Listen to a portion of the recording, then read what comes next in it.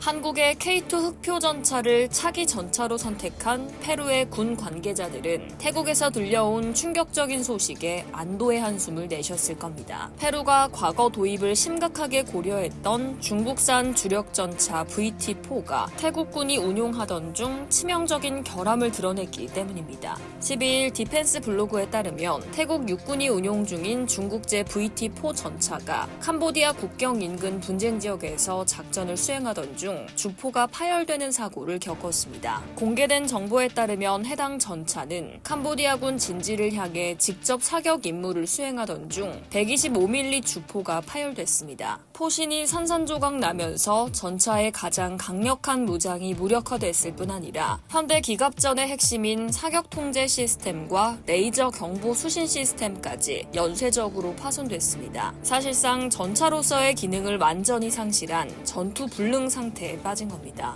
더욱 심각한 건 인명피해입니다. 이 사고로 전차 내부에 탑승하고 있던 승무원 3명이 부상을 입은 것으로 보고됐습니다. 10년 전 페루 역시 이 전차에 관심을 가졌는데요. 지난 2015년 중국의 방산업체 노린코는 노후화된 페루 기갑전력을 대체하기 위해 VT-4 전차 100대를 제안했습니다. 당시 중국 측은 대당 가격을 미국의 M1 에이브럼스보다 훨씬 저렴한 400만 달러 수준으로 제시해 페루의 구미를 당기게 만들었습니다. 특히 중국 임원진은 페루 대표단에게 우크라이나산 엔진 문제로 제3국 수출에 제동이 걸렸던 MBT-2000과 달리 VT-4는 엔진과 변속기를 포함한 모든 부품을 중국이 독자 개발했다며 기술적 완전성을 호언장담했습니다. 당시 중국 측 설계자는 신형 날개 안정 분리 철갑탄을 사용 시 2000m 거리에서 1000mm의 균질 아변 장갑을 관통할 수 있다고 주장하기도 했습니다. 그러나 당시 페루 정부는 중국산 무기의 신뢰성에 의문을 품고 도입 결정을 유보했습니다. 결과적으로 당시의 망설임이 오늘날의 신의 한 수가 된 셈입니다. 현대로템은 지난 10일 페루 육군 조병창과 K2 전차 및 차륜형 장갑차 공급에 관한 총괄 합의서를 체결했습니다. 대통령실과 현대로템 공시에 따르면 이번 합의를 통해 페루 육군에는 K2 전차 54대와 차륜형 장갑차 141대 등 총 195대의 한국산 지상 장비가 도입될 예정입니다. 사업 규모만 2조 원을 웃도는 중남미 최대 규모의 방산 계약입니다. 반면 태국은 2016년 노후된 전차를 교체하기 위해 중국의 VT-4를 선택했습니다. 당시 군사 쿠데타 이후 서방과의 관계가 악화된 상황에서 태국에 다른 대안지가 없었습니다. 울며 겨자 먹기로 선택했지만